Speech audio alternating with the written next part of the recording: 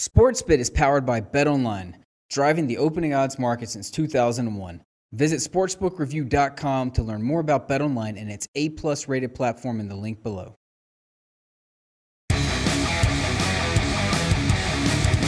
Good morning, world. Welcome to Sportsbit Betting Insight today from SBRpicks.com.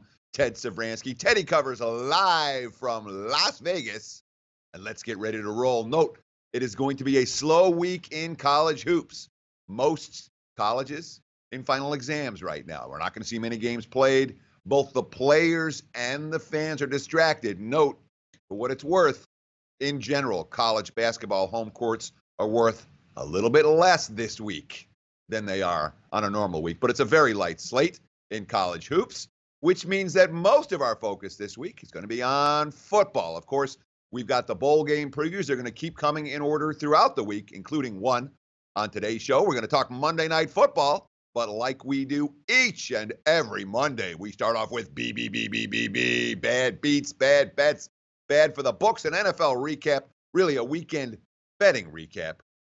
We got to start with the Steelers-Ravens because that's the game everybody's going to be talking about on Monday morning. Books did okay in that contest. And by okay, I mean better than okay. They took more than their fair share of Pittsburgh money, and that was the theme of the day. Books did pretty well on Sunday. Of course, the Steelers win with no cover. Two-way action on the total. A lot of times when you see these wild Sunday night games or the wild national TV games on Monday night or on Thursday night, you're going to see a deluge of public over money. That wasn't the case with Steelers-Ravens last night. So books were able to win side. Books didn't get beaten up on the total. A good result for the house in that contest. But we got to talk bad beats. Heck, it's Monday morning. And you know if there's a bad beat, the Cleveland Browns are involved somehow. Somehow, some way, the Browns did it. +4, all the wise guys all over Cleveland. They bet them down to 3.5 and then down to 3. 2.5s widely available by kickoff. All the wise guys on the Browns. And Josh Gordon's a monster. Look at this, the tweet.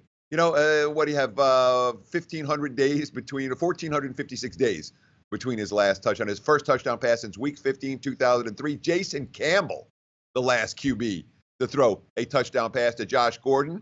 They look good. The offense is clicking. They're up 2 touchdowns. And then what happens? It's the Browns. And not only do they find a way to lose the game, they find a way to lose by a touchdown in overtime. Yeah, look at the pick right here.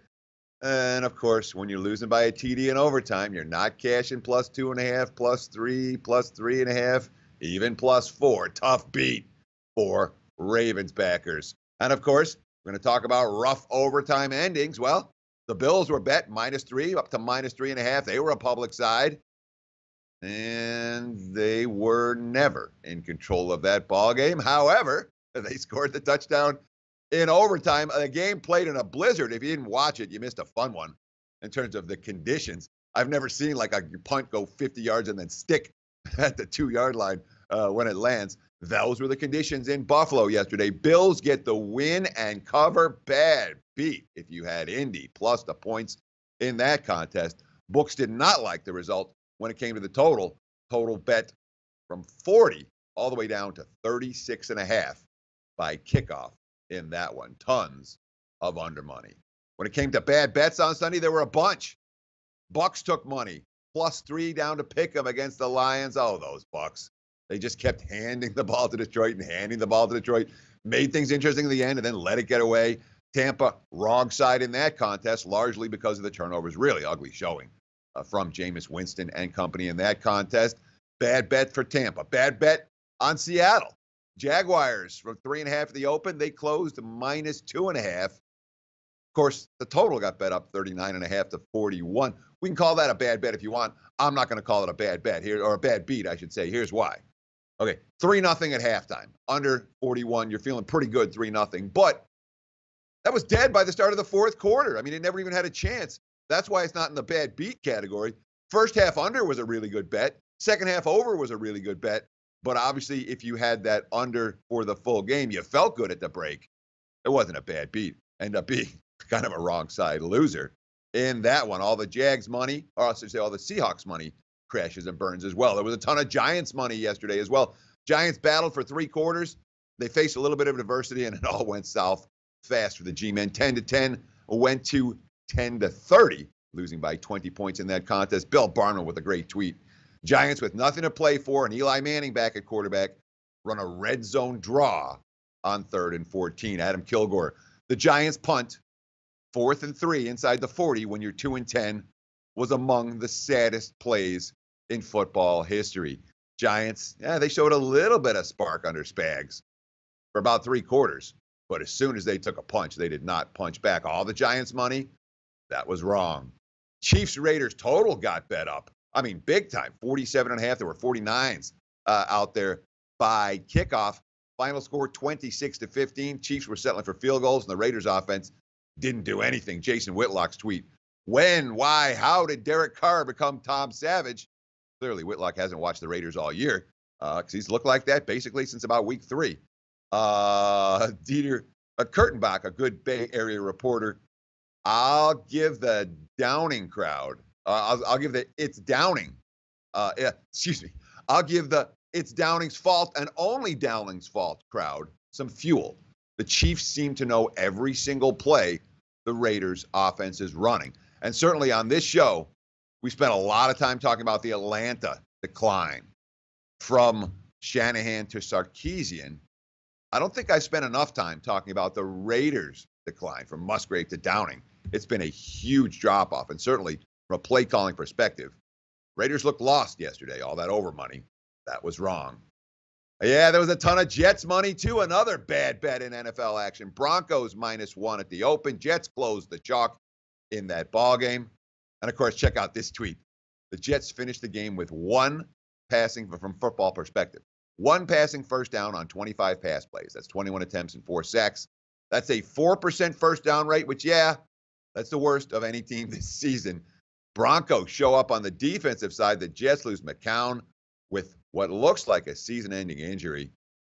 Tough result for the Jets in Denver. Well, after 8 consecutive losses and fails to cover, they finally get one in the win column. Of course, the books made out good on that one. When it comes to bad for books, there were 2 that really stood out. The 49ers took a ton of money, +3 down to +1. They won straight up at Houston by double digits. And, of course, the Eagles took a ton of money. The Rams opened -2.5. Philly closed -1.5 in that contest. Of course, Philly with the win and cover, and a really brutal beat of all the brutal beats. If you had a Rams teaser or Rams second half or any of those type of derivative wagers, that final touchdown from Philly as the Rams were playing the hot potato game with the football in the closing seconds, that was pretty brutal way to lose that one. It's worth noting, look at the tweet. The Rams had 3 blocked punt this season. The next closest team had 1 apiece. LA had their special teams dominance against Philly. They scored the special teams, the cheap touchdown. Didn't matter. Eagles, even without Carson Wentz on the field, were able to make enough big plays. I was impressed with the way Foles played off the bench, but certainly we talk about Philly moving forward. The tweet from Adam Schefter, you've probably heard it by now. Carson Wentz's ACL was loose when it was tested manually, which is why the team fears it's torn. He will undergo an MRI in Philadelphia on Monday, so we'll know later today whether the Eagles' potential MVP candidate is going to be healthy moving forward without Carson Wentz. Not that Nick Foles is a bottom-tier backup, but Carson Wentz has played like an MVP this season. Philly will miss him moving forward. No question about that. The reports I've heard, we expect about a 4-point adjustment from Wentz to Foles. I think that might be a little bit short, even though Foles looked pretty good coming in off the bench yesterday. Public day on Sunday. Yeah, sure. Action Network tweet. Our good friend Chad Millman over there and his buddies. Public rejoice. The highest ticket count percentage in 1 p.m. games. The Packers with the lucky winning cover. The Bills with the lucky winning cover. The Cowboys in a game that was tied at 10 in the fourth quarter. They got the winning cover. The Lions in a game that was tied at 21 in the fourth quarter. They got the winning cover. So certainly for the highest ticket count games in the early starts, the public did all right. When it came to pros versus Joes, not a great weekend for the Joes. And really, for the pros. The pros haven't done a whole lot since October. Sub 500. Seahawks money, Jets money, Giants money, all lost. Ravens a right side last night. The Joes split out. The lucky win with the Packers, the wrong side with the Jets. And certainly for Monday Night Football, the Joes have a clear opinion here. They like the Patriots minus the points. One more from college football to talk about. Yeah, this sports bit segment isn't over. Heck no. Bad for books on Saturday. College football, Army, Navy. Army plus 3.5 to plus 2. The under 51 down as low as 43.5. Another game played in the snow. The 12th straight year the game is played under. Everybody won. Whether they were betting the trend, whether they were betting the matchup, whether they were betting the weather. There was only 98 snaps in that entire game and only one incomplete pass to stop the clock. Talk about a running clock contest. Army and under bettors did just fine on Saturday. When we come back, Monday Night Football betting breakdown, Patriots, Dolphins, plus the Bahamas Bowl right here on Sportsbit. Betting Insight today from SBRpicks.com. Hello, SBR YouTube followers. I am JoJo, and before you go, I want to let you know about our new college football contest. As we all know, bowl season is right around the corner. And to add to that excitement, we are announcing our 15K College Bowl Handicapping Showdown.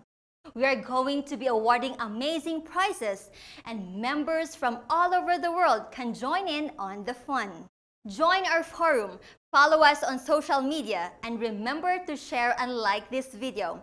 I've been your host, JoJo, and until next time, thanks for watching.